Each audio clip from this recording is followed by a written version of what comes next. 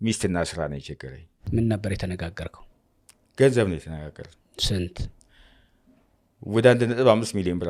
ገንዘቡ ነው የሚባረከው ወይስ አንተ ነህ የምትባረከው ነው ጥያቄው። አይ እንደዚህ ለመስዋዕትነት እንደዚህ ምናምን የሚሉት ደግሞ ቋንቋ ደግሞ አላቸው ማለት ነው። በግ ትችላለህ ወይ ዶሮ ትችላለህ ወይ? በዚህኛው በኩል ልታስባረክ ብለህ ሄደ የተበላውን ገንዘብ በሰይጣን በኩል ልታስመልሰው ነው። ልጅ ሌለኝ የኔን ፍቅር የምወጣው በሌሎች ህፃናቶች በማጫወት ነው። ገንዘብ እንዲባረክልህ ይሄን ያህል ገንዘብ ያስፈልግሃል። አንተ ጋር ያለው እኛ ስላንተ ያነበብነው ነገር ገንዘብ ጠይቆናል። አካሉን ሕክምናው ጤናው እስከፈቀደ ድረስ መለገስ ይቻላል። በገንዘብ ግን በኢትዮጵያ ሕግ ወንጀል ነው። በጣም ጥሩ ልጅ ነበረች። በተለይ በሃይማኖቷ ያላት ከፈጣሪው ጋር ያላት አታችመንት ጥሩ ነበር። ይቺ ሴትዮ ማናት? አንተ ድንግጥ ብለህ ኖ እኔ አልደነገጥኩም። ለማግኘት የምትሄድበት መንገድ ሰው የማይሄድበት መንገድ ነው እንደሆነ እኔም ራሴ ግራ ገብቶኛል። ደህና ነበረን ሁለታችን። ለቀቁ። ገንዘብ ሰጥቼ ነው የሰጠህበትን አምጣው። የመጣ ሰው ብቻ አይነት ነገር አድርጋ ነው ቁራን ያደረገች። እንደዛ አይነት ነገር ነው። በቃ እንደዛ ነው የጀነጀንካት አንተ። አይት ለመስጠት ስም መቀየር፣ በመለገስ ስም መሸጥ። ይሄን ይዘህ ታገትኩ ብለህ ስትለጥፍ አካሉ ላይ የጨከነ ፈቃዱ ታገትኩ ብሎ ቆርሰህ ሽጠህ 1 ምናምን አለ። ስማችን መመሳሰል መቻል አለበት። ማከብረው ሰው ደግሞ ማን መሰለህ? በልጅነቴ ከተማችን ውስጥ አለ የሚባል ሀብታም ሰው ነው። ሰላም ጤና ይስጥልኝ ውድ አድማጭ ተመልካቾቼ እንደምን ቆይታችኋል? ይህ ማሂ ኢንተርቴይንመንት ነው። በማሂ ኢንተርቴይንመንት የተለያዩ ዝግጅቶችን ወደናንተ እናደርሳለን። እንግዲህ በዚህ ሳምንት የሁለቱም ታላላቅ ሃይማኖቶች የክርስትናና የእስልምና እምነት ተከታዮች ጾም የጀመርንበት ሳምንት ነበረ። እንኳን አደረሳችሁ አደረሰን ለማለት እንወዳለን በዚህ አጋጣሚ ማለት ነው። እስቲ እናንተ ጾሙን እንዴት አያችሁት? እንዴት እያሳለፋችሁ ነው? ሳምንታችሁ እንዴት ታስታውሱታላችሁ? የሚለውን በሐሳብ መስጫ ሳጥኑ ላይ አስቀምጡልን። ዛሬ የመጣሁበት አንድ አብይ ጉዳይ አለኝ። ይሄውም እንግዲህ በአንድ ቃለ መጠይቅ ላይ የታዘብኩትን ወደናንተ ለማድረስ ነው። በጋራ እንወያይበት ብዬ ነው ወደናንተ ይዤላችሁ የመጣሁት። ይሄን ፕሮግራም ምንድነው? አንድ ባለ ጉዳይ ለየት ያለ ነገር ይዞ በሰፊ ፕሮግራም የቀረበ አንድ ግለሰብ ነበረ። ይሄውም እንግዲህ በእግረኛ ሚዲያ ላይ ነው ይሄ ባለ ጉዳይ የቀረበው። እንግዲህ ልብ በሚነካ መልኩ ኩላሊቱን ሸጦ ማለት በሚቻልበት ደረጃ ማለት ነው ስለተፈጠረው አጠቃላይ ሁኔታ ወደናንተ ይዤላችሁ ቀርባለሁ። የዛን ሰው ስልክ ያዝኩኝ። እኔ ስልኩን ያዝኩትና ቀጥታ ደወልኩለት። ስልክህን ያገኘሁት መኪና ላይ ስትዞር ነው ስልክህን ያገኘሁት። እኔ መለገስ እችላለሁ። ይፈልግ ሰው ካለ በዚህ ስልክ ልታናገረኝ ትችላለህ አንተ ብትሆን። አንተ ምን ያህል በጣም ልብህ በጣም ንጹህ ነው ማለት ነው። መንገድ ላይ ዲያሊሲስ እርዱኝ ባካችሁ ወገኖቼ ብሎ የሚለምንና አንድን ሰው ስልክ ይዘህ ኩላሊትህን አውጥተህ ለመስጠት ይሄን ያህል ፍላጎት ማሳደር በጣም ልብህ ንጹህ ነው ማለት ነው። አዎ ቅድም ምናልባት ከካሜራ ውጪ ካንቺ ጋር ስናወራ በነበረ ሁኔታ ፊቴና ልቤ አንድ አይደለም ብዬሻል። ይሄ ግለሰብ ሸጦ ከዛ በኋላ የደረሰበትን የሆነውን ወደናንተ ይዘንላችሁ ቀርበናል። እስከ ዝግጅታችን ፍጻሜ ድረስ ከኛ ጋር ከቆያችሁ ያለውን ነገር በዝርዝር ወደናንተ ይዘንላችሁ እንቀርባለን። በህይወት መስመሩ ላይ ከቀጨኔ ተነስቶ በጣም ብዙ ስራዎችን ይሰራል። እስከ አዳማ ድረስ ኖሯል። ከዛ ቱርክ፣ ከዛ በኋላ ደግሞ ህንድ። ይሄንን ግን ያሽከረከረው አንድ የራሱ ጉዳይ አለ። በህይወቱም ብዙ መስመሮችን ረግጧል። ያልሰራሁት ስራ የለም ብሏል። በመጨረሻ ላይ ደግሞ ፈልገዋለሁ። አሁን በዚህ እድሜ አሁን በዚህ ሰዓት ላይ የምፈልገው 2 ነገር ነው ብቻ ነው ያለኝና ሁለቱ ደግሞ በጣም አስገራሚ ሆኖብኛል። እሱንም መጨረሻ ላይ ነው የሚነግረን። ደህና ነህ? እግዚአብሔር ይመስገን። ሰላም ነው? በአንድ ኩላሊት ነህ። ተመችቶ ተቀመጥ ወዳጄ። በየትኛው በኩል ያለው ነው ኩላሊቱ የሌለው? በዚህኛው በኩል ነው የሌለው። አንድ ሰው መንገድ ላይ እንደዚህ ኩላሊት ንቅለ ተከላ የሚያደርጉ ሰዎች አሉ አይደለም? እነሱ እየዞሩ በመኪና አናውንስ ያደርጉ ነበረ እና በዛ አናውንስ ላይ በመኪና ይዞሩ ነበረና የዛን ሰው ስልክ ያዝኩኝ። እኔ ስልኩን ያዝኩትና ቀጥታ ደወልኩለት። ስልክህን ያገኘሁት በእንደዚህ ምንድን ነው መኪና ላይ ስትዞር ነው ስልክህን ያገኘሁት። ስለዚህ ኩላሊት ንቅለ ተከላ እኔ ማድረግ እችላለሁኝ። ይሄንን የሚፈልግ ሰው ካለ እኔ ዝግጁ ነኝ። እችላለሁ ማለት ነው። እኔ መለገስ እችላለሁ። የሚፈልግ ሰው ካለ በዚህ ስልክ ልታናገረኝ ትችላለህ አንተ ብትሆን አልኩትና እዛ የሰማው ሰው ለባለ ስልኩ ደወልኩለት ማለት ነው። ከዛን እሺ እንደዋወላለን ምናምን ነገር አለኝ ማለት ነው። በሚፈልግበት ሰዓት ላይ ደወልኩና እንድንገናኝ ምናምን ነገር አለኝ። ተገናኘን። ከዛን የልጁ አቅም አይችልም ወጪ ማውጣት ማለት ነው። የልጁ አቅም ስለማይችል እሱ ዞሮ ሲጠይቅ የነበረው አሁን እንደ ጓደኛሞች ሆነናል ከልጁ ጋራ ያኔ ሲዞር ከነበረው ልጅ ጋራ አሁን እንደ ጓደኛሞች ሆነናል። እኔ አቅሜ አይችልም፣ አቅም ያላቸው ሰዎች ካሉ አገናኛለሁ አለኝ ማለት ነው። የምን አቅም ነው? ስንገናኝ አቅም ያለው ምን ነው? ሌላ ትራንስፕላንት የሚያደርጉ ማለት ነው። እሱ ግን ይሄን ያለህ የኩላሊት ንቅለ ተከላ የሚያስፈልገው ሰው ነው። እሱ የሚያስፈልገው ሰው ነው። እሺ አቅሜ አይችልም ያለህ ለንቅለ ተከላ የሚያስፈልገውን ብር ነው። ዋው ወጪውን አቅሜ አይችልም። እኔ ሌላ አቅም ያለው ሰው ካለ እፈልጋለሁ ብሎ አለ። እሱ የጉዳዩ ዋናው ባለቤት ስለነበረ በዚህ ሁኔታ ውስጥ ያሉትን ሰዎች በሙሉ ያውቃቸዋል።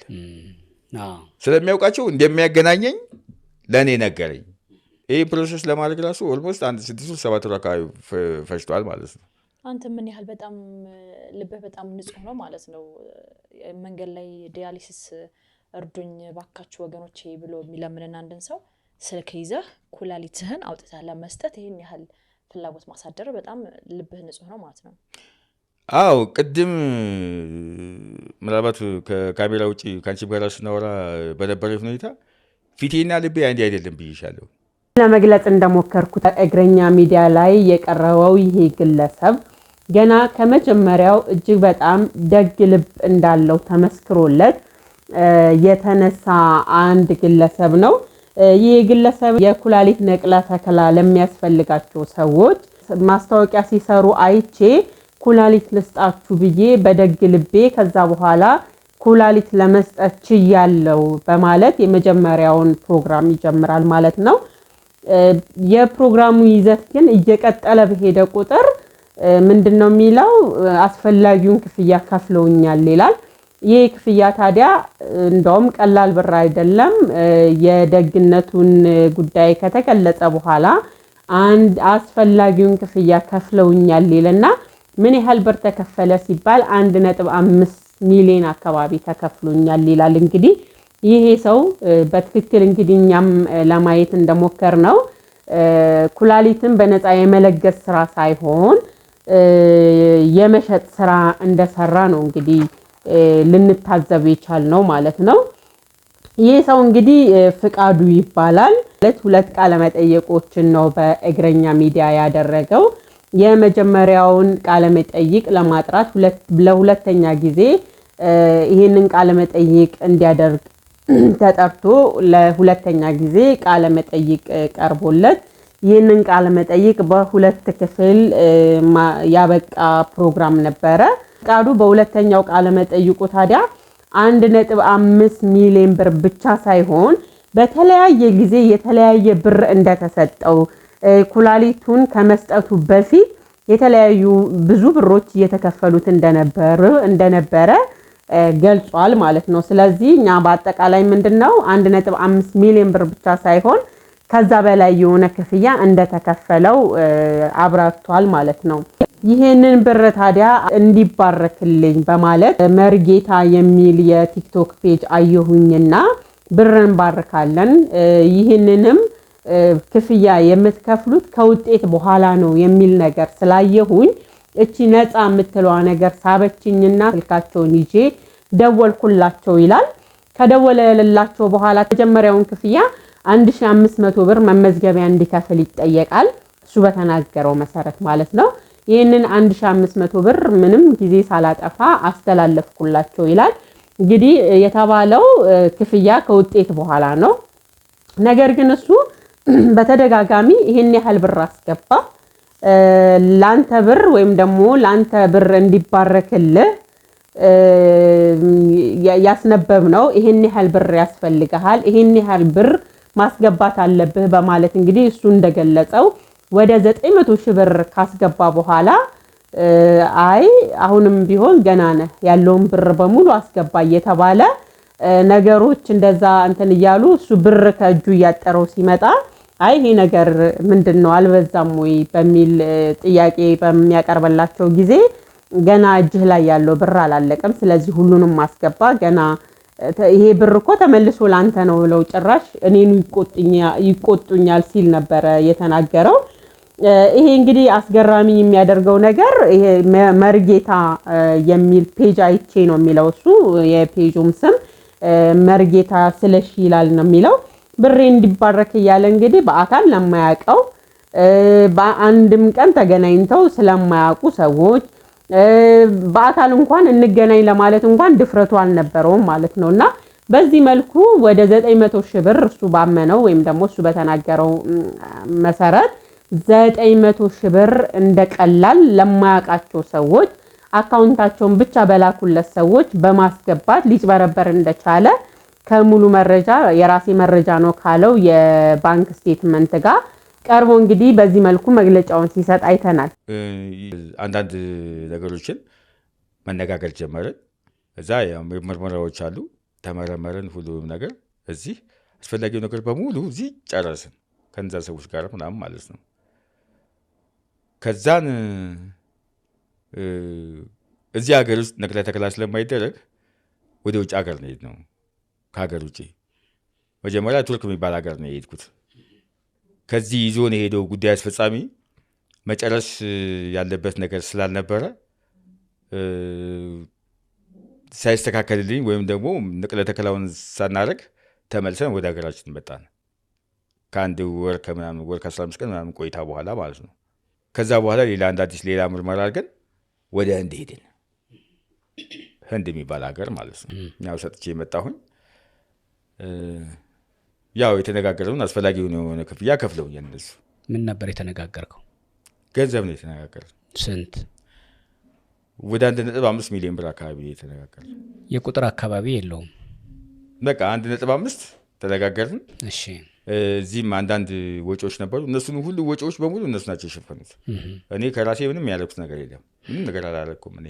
እነሱ ምን መንገድ ላይ ዲያሊሲስ ምናምን ይሰበስቡ ነበር ብር? አይ ናቸው እነሱ አይሰበስቡም። እግዚአብሔር አልፈቀደውም። እሷ በህይወት የለችም። በጣም ጥሩ ልጅ ነበረች። በተለይ በሃይማኖቷ ያላት ከፈጣሪው ጋር ያላት አታችመንት ጥሩ ነበር። የብር እህቴ ነበር የምትመስለኝ። ትችላለህ ተብሎ ተመርምረህ ያንተ ወደ እሷ ቢሄድ ፍጹም ጤነኛ ነህ፣ በቦታው ይሆናል፣ አንተም በአንድ ትኖራለህ፣ ለእሷም በአንድ እንድትኖር ታደርጋታለህ ተብሎ ምርመራው የተደረገው እዚህ ነው። እሱ የህክምና ውጤት አለህ? እሱ የህክምና ዶክመንት እኔ ጋር አለም። እነሱ ጋር ነው ያለው። ተቀብዬው ብለው ምንም ስለማያደርግላቸው ስጡኝ ብዬ ብላቸው የአንተ የህክምና ታሪክ ስለሆነ አንተ ጋር መኖር አለበት። ሊሰጡኝ ይችላሉ። እኔ ጋር እንዲኖር ያልፈለጉበት ምክንያት ምንድን ነው መሰለህ? ብቻዬን ብኖርም ነገ ቤተሰብ ስመሰረት ነገ ያ ፋይል ምንድን ነው የሚለው ጥያቄ እንዲመጣብኝ ስላልፈለግኩ ነው ዝም ብዬ እነሱ ጋር የተውኩትበት። ይኸው አሁን በሚዲያ መጣ አይደለ? በሚዲያማ መጣሁኝ። ያው ያስፈልጋል። በእርግጥ አሁን እኔ አንድ ጥያቄ ገልጬ ማሳየት ይችላል። ችግር የለም። ጥቁሯ ማለት ነው ይሄ እነዚህ እንትን የገባበት ነው ማለት ነው። እሺ ጥቁሮቹ ምንድን ናቸው? እነሱ እዚህ ጋር የገቡ ላስቲኮች አሉ እና እዚህ የገቡ ቱቦዎች ነበሩ፣ የፕላስቲክ ቱቦዎች ማለት ነው። እነሱ ናቸው። የሚለኝ የነበረው ነገር ምን እንደነበረ ታውቃለህ? ብትኖር ነበረ ልጅቷ። ፎቶ አለ ለእኛ ብቻ የሚሆን የለኝም ፎቶ።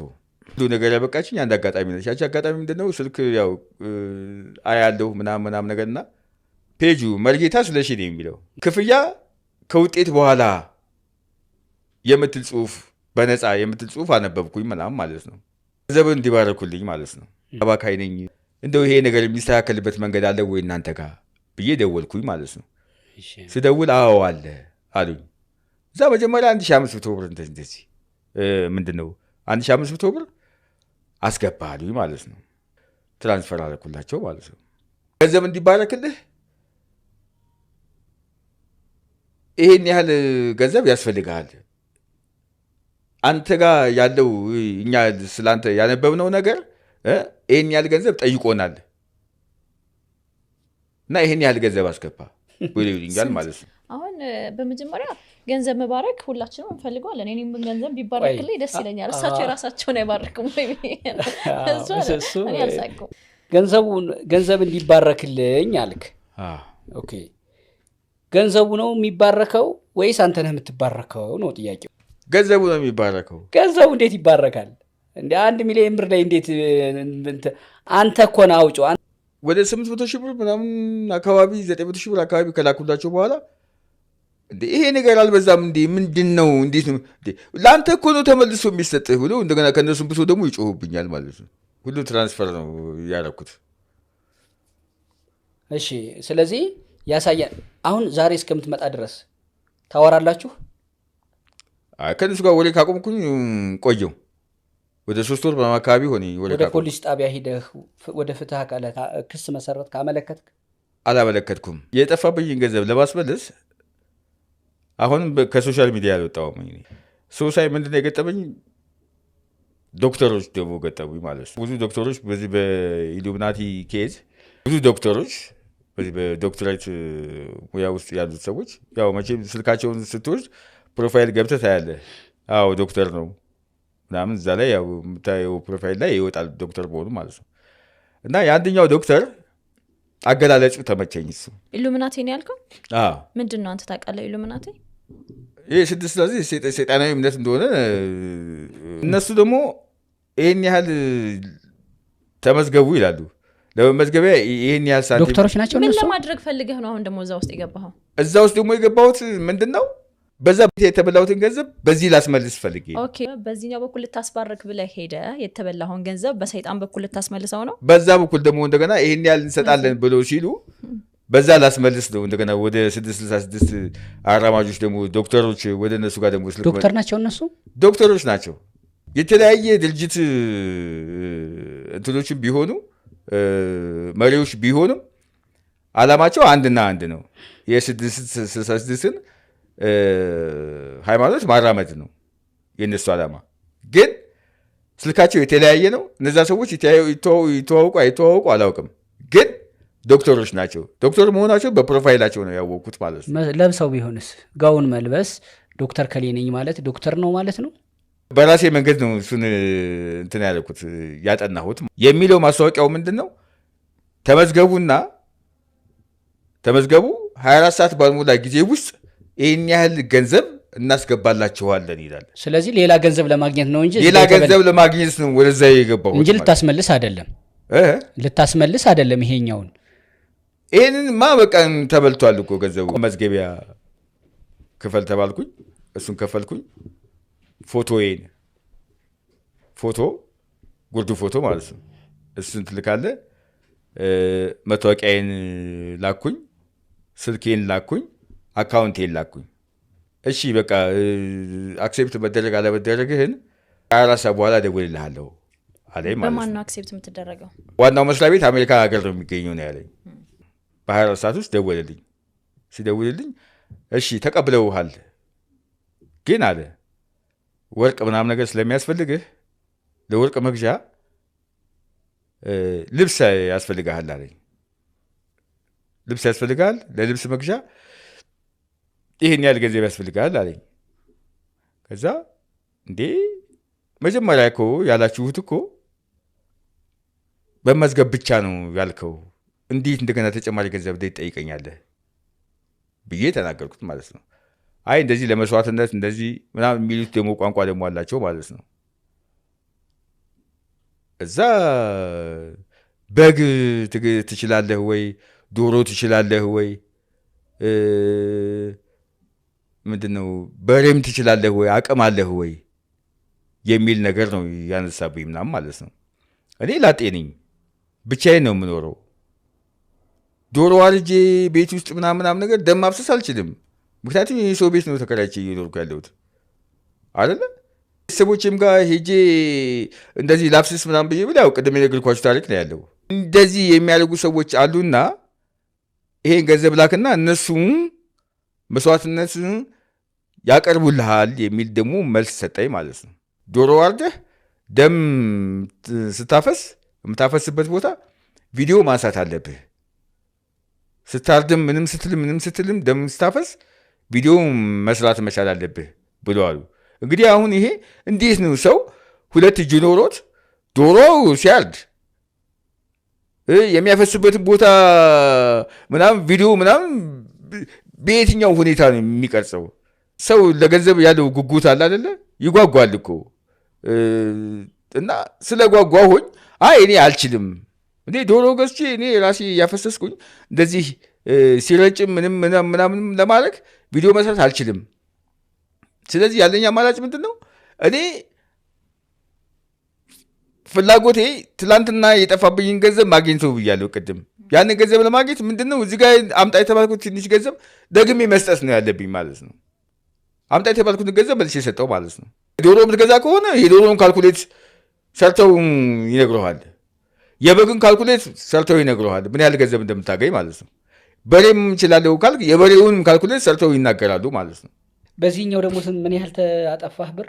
በዚህኛው ያጠፋሁት ወደ 90 ምናምን ሺህ ብር ምናምን አካባቢ በዚህ ገንዘብ ያጠፋሁት ማለት ነው። በዚህ ዝግጅት ላይ እጅግ በጣም እርግጠኛ ሆኖ የሚጠራቸው የሃይማኖት እና እንደዚሁም ደግሞ የሙያ ብቃት ላይ ተንተርሶ መርጌታ እንደዚህ የዶክተሮች ያለ በእርግጠኝነት የሚጠራቸው የሙያ እና እንደዚሁም ደግሞ የሃይማኖት ስሞች አሉ። እነዛን ነገሮች አሁንም ቢሆን በተደጋጋሚ ይሄን ነገር ማረም አለብህ እንኳን ሲለው ጋዜጠኛው ማለት ነው መልሶ በሁለተኛ ፕሮግራም ላይም እንደምናየው በእርግጠኝነት የሃይማኖት ሰዎችና እንደዚሁም ደግሞ የሙያ ብቃት ያላቸው ሰዎች እንደሆኑ ይናገራል ማለት ነው። በድፍረት እጅግ በጣም በእርግጠኝነት ማለት ነው። ይሄ መበላቱን ሲያውቅ ደግሞ በሌላ መንገድ ደግሞ መጣሁኝ ያለ እሱ እንደገለጸው እንግዲህ በራሱ ቋንቋ ማለት ነው የ666 ወይም ደግሞ የኢሉሚናንት ተከታይ የሆኑ ዶክተሮችን ፕሮፌሽናል ዶክተሮችን አገኘውኝ።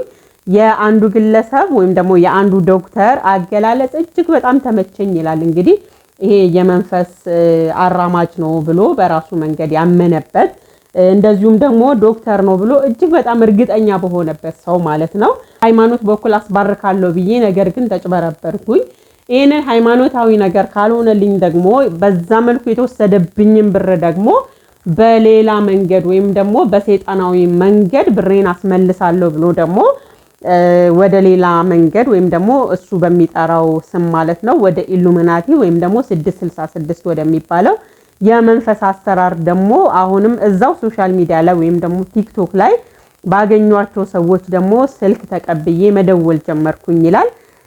በጣም እዚህ ጋር የፍቃዱ አነጋገር እጅግ በጣም አስገራሚ የሚሆነው ምንድነው የመርጌታ ስለሺ የተባሉት ግለሰብ ክፍያ ከውጤት በኋላ አሉኝ አለ። ነገር ግን በድፍረት 900 ሺህ ብር ነው ያስገባላቸው ማለት ነው። እንደዚሁም ደግሞ እነዚህ ኢሉሚናቲ ወይም ደግሞ 666 ብሎ የጠራቸው የመንፈስ አራማጆች ደግሞ እነዚሁም እንደዚሁ በ24 ሰዓት ውስጥ ማለት ነው የኛ አባል ከሆኑ በ24 ሰዓት ውስጥ ብሩን ወደ አካውንታችሁ እናስገባለን ይላሉ ነው የሚለው እሱ እንደሚለው ማለት ነው። ነገር ግን አሁን በእነሱም አካሄድ ምንድነው ብር አስገባ ሲሉ ዝም ብሎ ነው ሲያስገባ የነበረው ማለት ነው። መጀመሪያ የመመዝገቢያ ብለው ይሄን ያህል ብር ጠሩልኝ አለ፣ አስገባውላቸው አለ። ለጣዖቱ መሰዋት አለብህ አሉኝ አለ። ለምትሰዋው መስዋዕት ደግሞ እስከነ ራስ ሙሉ ለሙሉ ቪዲዮ ሰርተ ለኛ መላክ አለብህ አሉኝ ነው የሚለው እሱ። ቀድሞ በዛ ላይ ደግሞ ስልክ ቁጥሩን፣ አካውንት ቁጥሩን፣ መታወቂያውን ሁሉንም ያለውን ዶክመንት በነገራችን ላይ ቀድሞ ልኮላቸዋልና አንድ ሰው በዚህ ዶክመንት ብቻ ራሱ ያስፈራራ የፈለገውን ነገር ሊያደርግ ይችላል። አይምሮን ሰፋ አድርጎ ሊያስብ ያልቻለበት ትልቁና ከባዱ ነገር ምንድነው? አንድ ሰው እንዴት መረጃውን ዝም ብሎ ለማንም ይሰጣል? ይሄ ሰው እኮ ነገ ተነገ ወዲያ ልክ እሱ እንደሚያናገር አስመስሎ በሱ ስምም እኮ የሚያጭበረብሩ ብዙ ሰዎች ሊኖሩ ይችላሉና በዚህ መልኩ ለማያውቀው ሰው መታወቂያውን ፎቶውን ያለውን የሂሳብ አካውንቱንም እኮ ሲልክ እኮ የሆነ ባንክ ቤት የሚያውቁት ሰው ካለ ወይም ደግሞ እነዛ ሰዎች ከባንክ ቤት ጋር የተያያዘ ታሪክ ካላቸው እነዚህ ሰዎች አካውንቱን እያዩ እን ያህል ብር አለ ስለዚህ አስገባ ብለው ጫና የማድረግ አቅም ይኖራቸዋል ማለት ነውና በዚህ ደረጃ ተሸውዶ አሁንም ሁለተኛ ዙር ላይ ይሄን ያህል ብር አስገባ ይሄን ያህል ብር አምጣ ሲባል እሺ ያለ ብሩን እንግዲህ በዛ መልኩ እንግዲህ ያለፋበት ማለት አንችልም ቀላል ነገር አይደለም ኩላሊቱን የሚያህል ነገር አውጥቶ የሰጠበት ብር ነውና በዛ መልኩ አንድም ነገር ሳይጠቀምበት ብሩን እንዳጠፋ ይናገራል የትኛውም ዓለም የተማረ ነው ለዶክተር ምንም ነገር አትደብቀውም ስትሄድ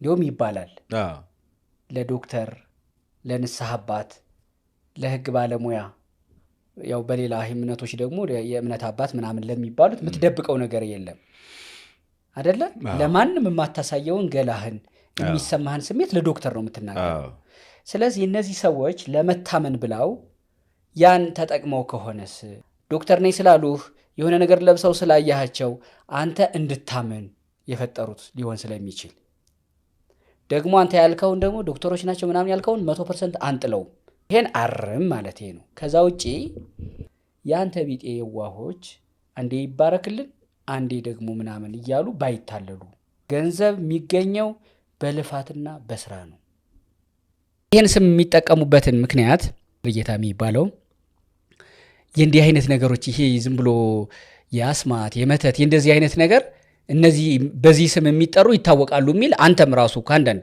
ሙሉ ስማቸውን ባንክ አካውንት ትራንስፈር ስታደርግ ነው አይሰውየውን ያወቀው ግን ምን ብለህ ነው ያስከው አየ እንደዚህ ነው ቅድም መርጌታ ጥበው ቅድም ዶክተሮች አልክ ዶክተር መስለው ለማታለል እንደመጡት ያልሆኑትን ደግሞ ሆን ብለው መርጌታ ከሌ እንዲህ አይነት መታለል አለ ይሄን ማረም ያስፈልጋል ሰውም ያምነን እንዲህ ብንል ነው ይሉና ዝም ብለው ብድግ ብለው አንደኛ በትምህርት አደ ይሄኛው ስም ለምን በዚህ ተጠራህ ብሎ የሚጠይቀው ሰው ስለሌለ ዝም ብሎ አንተ ፍቃዱ አይደለ መርጌታ ፍቃዱ ብለህ ራስን ትጠራለህ ዛቤ ቢፈጠር ጥሩ ነው አንተም በኔ ይብቃ መታለል በኔ የደረሰው በእናንተ ማይድረስ የሚል ምክር ብታስተላልፍ ጥሩ በዚህ ሰዓት ምንድነው የሚቸግርህ ብለህ ካልከኝ ሚስትና ስራ ነው የቸገረኝ ሴት ልጅ ብቻ አይደለችም እድሜዋ ሲደርስ ሳትወልድ ስትቀር ልጅ ስላለመውለድ የሚያሳስባት ሴት ልጅ ብቻ አይደለችም እኔ ወንዱ ነኝ አይደል እኔ ወንዱ 50 ዓመቴ ነው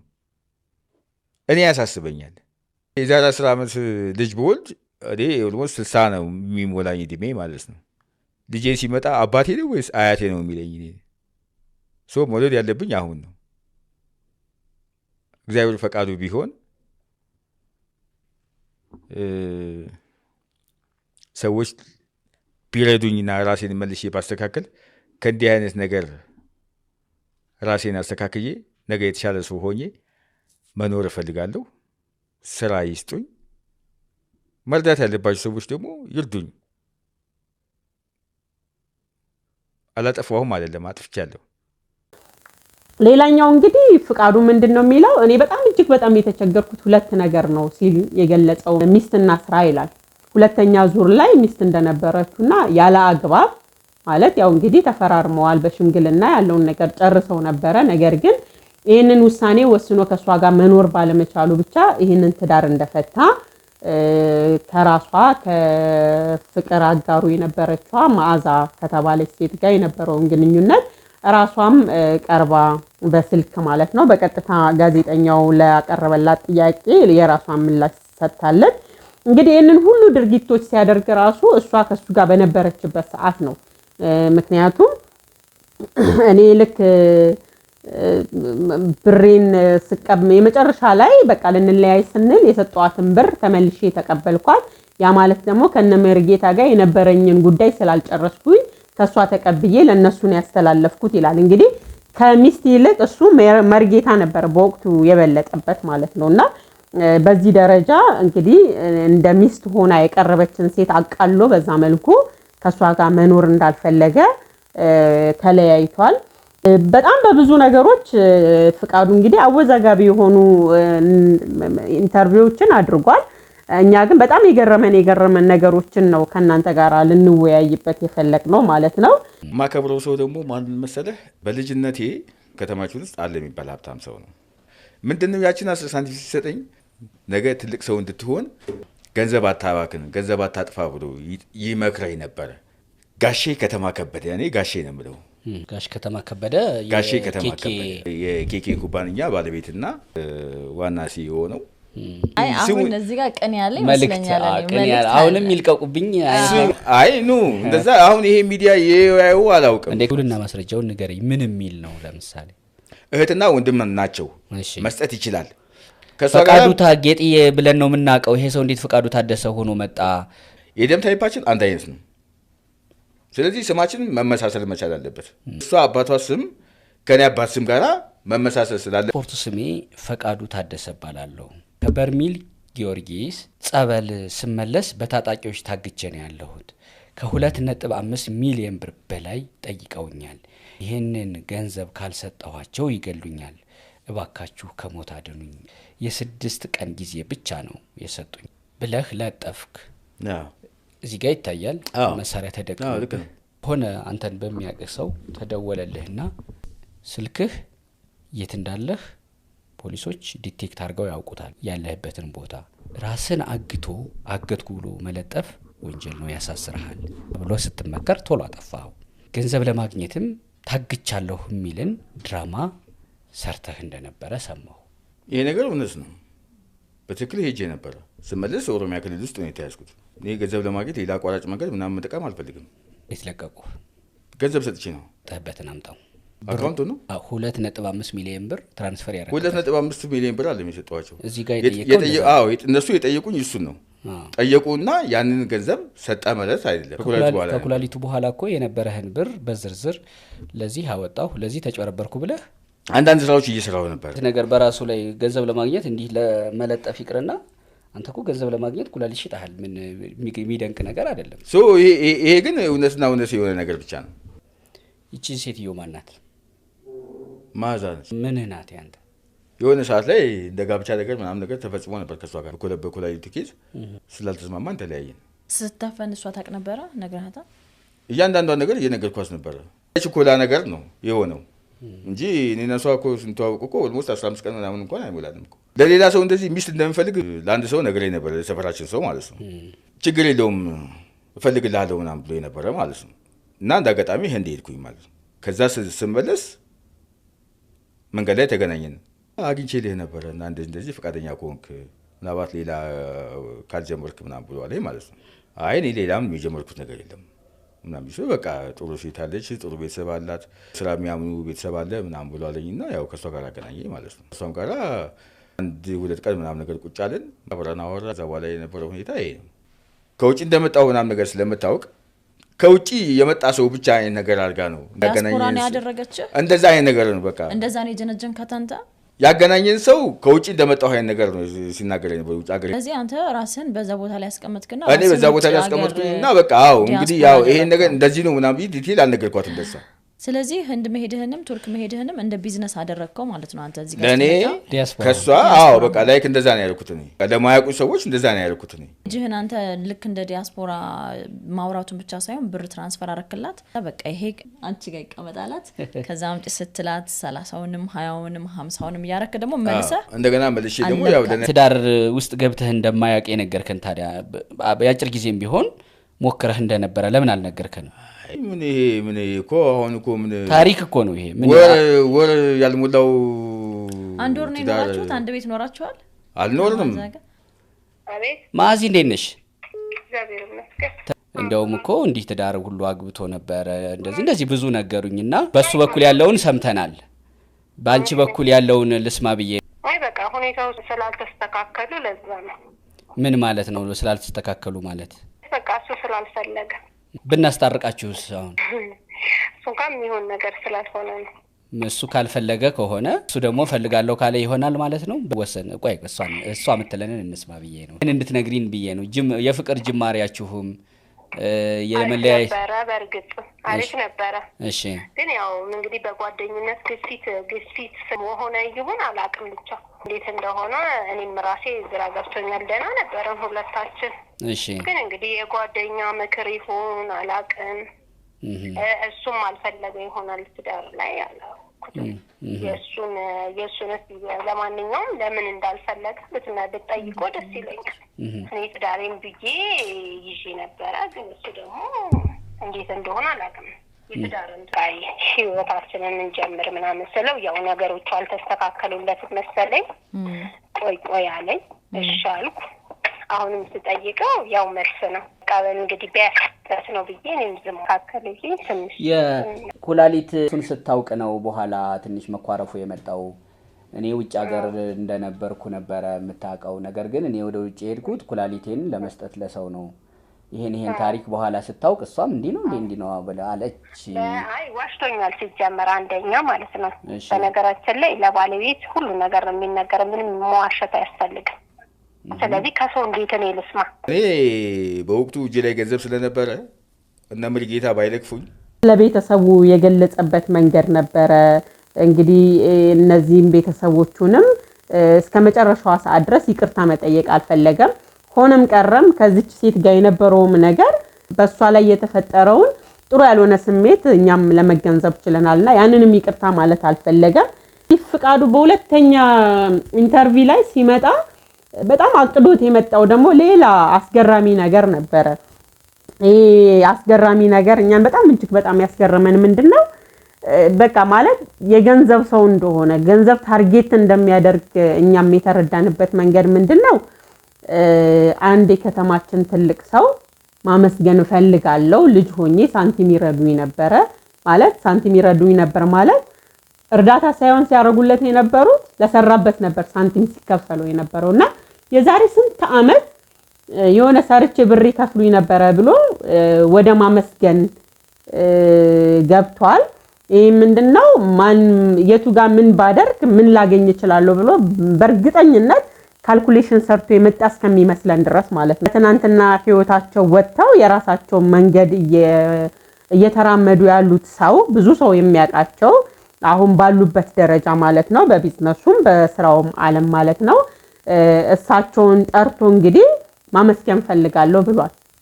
እንግዲህ ጋዜጠኞቹም በግልጽ ተናግረውታል። እንኳን ያው አትርሱኝ እንደማለት ነው። ዛሬም እርዳታ እየፈለክ ነው ናምን ብለው በደንብ እነሱም ለመግለጽ ሞክረዋል። ግን እንደኔ ግን ይሄንንም እድል መስጠት አልነበረባቸውም ብዬ አስባለሁ። ምክንያቱም እኚህ ሰው በተለያየ መንገድ ይታወቃሉ። እንዴ ስምህ እኮ ሲነሳ ሰምተናል ሚልም አሁን ከዚህ በኋላ ብዙ ሰው ሊመጣ ይችላል። ስለዚህ ይሄንንም ነገር በአግባቡ ዲፌንድ ማድረግ መቻል ነበረባቸው ብዬ አስባለሁ ጋዜጠኞቹ ማለት ነውና አትርሱኝ እንደማለት ነው ምናምን ብለው እነሱም ወረፍ አድርገው እንደቀልደን ያለፉትና በጣም በሚያስገርም ሁኔታ እንግዲህ በዚህ መልኩ የፍቃዱን መንገድ እንደዚህ ተከታትለነው ወደናንተ ይዘን ቀርበናል። ውድ አድማጭ ተመልካቾቻችን እናንተስ ምን አስገረማችሁ? ድጋሚ ለኢንተርቪው መጠራቱ ራሱ ሁለት ትላልቅ ምክንያቶች ነበሩት። አንደኛው አላጋባሁም ማለ፣ ነገር ግን አግብቶ ተገኘ። ፍቃዱ ኩላሊቱን ሸጦ 1.5 ሚሊዮን ከማግኘት በዘለለ በድጋሚ ሌላ እንደገና ጥቅማ ጥቅሞችን ለማግኘት ሲል ታግቻለሁ በማለት ፎቶውን በመልቀቅ ተጨማሪ ብር እንደገና ደግሞ በሌላ መንገድ ተጨማሪ ብር ለማግኘት ሙከራ አድርጓል በማለት እንግዲህ የቀጨኔ አካባቢ ሰዎች ይሄንን መረጃ ድርሰውት ነው ሁለተኛውን ዙር ቃለ መጠይቅ ሊያደርግለት የተገደደው ማለት ነው። እሱ በእርግጠኝነት ታግቻለሁኝ፣ እኔ እንደዚህ አይነት ድፍረት ውስጥ አልገባም፣ የተደቀነብኝ ስናይፐር ነው፣ ስለዚህ እኔ በእንደዚህ አይነት ነገር ጨዋታ አላቅም ብሏል። እንግዲህ እውነት ነው አይደለም የሚለውን እኛ አይደለም እናቀው እሱና ፈጣሪው ናቸው የሚያውቁት። ነገር ግን ምንድነው እኔ ይሄ ነገር ያስኬዳል አያስኬድም በሚለው ውስጥ ከራሴ ጋራ ለማውራት ሞክሬያለሁ። በርሜል ጊዮርጊስ ደርሼ ስመለስ ከነ መርጌታ ስለሺ ጋራ የነበረኝን ጉዳይ ባልጨረስኩበት ሰዓት በርሜል ጊዮርጊስ ሄጄ ስመለስ ነው ያለው። አንደኛ ፍቃዱ ታግቻለሁ ብሎ የለቀቀውን ፎቶ ወዲያውኑ ቢያነሳውም ሰዎች ግን በወቅቱ ስክሪንሻት አድርገው ስላስቀሩት ነው ይሄ ታሪክ ሆኖ የቀረው ማለት ነው። ማናችንም ብንሆን የሆነ ነገር ስናደርግ ነገን እያሰብን መሆን መቻል አለብን። ለምን አነሳው ሲባል የነገን ታሪኬን ለምን አበላሻለሁ፣ የሕክምና ውጤትህ ለምን እጅህ ላይ አልተገኘም ሲባል ለምን የነገ ታሪኬን አበላሻለሁ። ብዙ እንደዚህ ራሱን ለመከላከል የሚያቀርባቸው ነገሮች ምንም ተአማኒነታቸው በጣም የወረደ ነውና በዛ መልኩ አይደለም ሰው ራሱን መከላከል ያለበትና ሌላ በጣም የታዘብኩት ምንድነው እኔ የታገትኩት ከበርሜል ጊዮርጊስ ስመለስ ነው ብሏል። ከነ መርጌታ ስለሺ ጋር የነበረኝን ጉዳይ አልጨረስኩም ብሏል። ስለዚህ ገንዘብ እያስባረከ የነበረው በምን መልኩ ነው ማለት እሱ አሁን እግዚአብሔራዊ ነው ብሎ ባመነው መንፈስ ነበረ ገንዘብን የሚያስባርከው። አይ ካልሆነ ደግሞ እነ መርጌታ ማናቸው ብሎ ያለውን ነገር ሳያጣራ ነው አይደለ ዝም ብሎ እንትን ያለው። ስለዚህ ሌላ መንገድ ላይ ነበረ። ስለዚህ ሌላ መንገድ ላይ ከነበረ በርሜል ጊዮርጊስ ምን ይሰራል? ከዛ እሺ ይሁን ከበርሜል ጊዮርጊስ ሲመለስ እሱ እንዳለው ማለት ነው ታግቼ ነበረ ነው የሚለውና አንድ ሰው ከበርሜል ጊዮርጊስ ሲመለስ ታግቶ ነገር ግን ይሄን ያህል ብር ካላመጣ 6 ቀን እድሜ ብቻ ነው ያለህ ተብሎ የቀን ገደብ ተሰጥቶት ነገር ግን በእግዚአብሔር ቸርነት የተረፈ ሰው ያለ ምንም ቅድመ ሁኔታ እንደገና ተመልሶ ወደ 666 ብር ለመቀበል የሚሄድበት መንገድ እኔ አልታየኝም። ምክንያቱም ሰው ከድጋሚ መኖር እድል ሲሰጠው ወደ እግዚአብሔር እንጂ የሚሄደው እኔ በየትኛውም መንገድ ወደ ሰይጣን ይሄዳል ብዬ አላስብም። እና እዚህ ጋር የተጣረዙ ነገሮች ያሉ ስለመሰለኝ ነው። ታዱ እንግዲህ በተለያዩ መንገዶች ብር ለማግኘት የሄደባቸው መስመሮች እጅግ በጣም ብዙ ናቸው፣ ውስብስብም ናቸው። መጀመሪያ ላይ ኩላሊቱን ሸጠ መርጌታ ነው ባለው ሰው ገንዘቡን ለማስባረክ ሲሄድ ታግቻለሁ ሲልም ደግሞ በሌላኛው መንገድ መጥቷል። ከዛ በኋላ ደግሞ የጠፋ ሊያስባርከው የሄደው ብር በዛው ቀረበት። ስለዚህ እንደገና ደግሞ በመባረክ ያልተገኘውን ብር ደግሞ በሰይጣናዊ መንገድ ደግሞ አገኘዋለሁ ብሎ ደግሞ ወደ ሌላ ወደ ሰይጣናዊ ወዳለው መንገድ እንደገና ይሄዳል። እዛም ተበልቶ ቀረ። ከዛ በኋላ እንደገና አሁን እነዚህ ሁሉ ነገሮች አላዋጣ ሲሉት ደግሞ ወደ ሚዲያ መጣ። ሚዲያም የመጣበት ትልቁ ዓላማ ምንድነው? እርዳታን ፍለጋ ነው። ስለዚህ ስራ ሰሩኝ የቻላችሁ ሰዎች እርዱኝ ብሎ ነው የመጣው። ስለዚህ ይሄኛውም ደግሞ ሌላኛው የብር ማግኛ ዘዴ ነው። ከዛ በኋላ ደግሞ ለሁለተኛ ጊዜ ኢንተርቪው ሲጠራ እንኳን ምን ታርጌት ማድረግ አለብኝ ማንንም ብጠቅስ ምን ላገኝ እችላለሁ ብሎ እንደገና ካልኩሌት አድርጎ ደግሞ ትልቅ ሰው በከተማችን ትልቅ ሰው ናቸው ያላቸውን ሰው እንደገና ስም ጠቅሶ ደግሞ ሲያሞግስ አይተናል።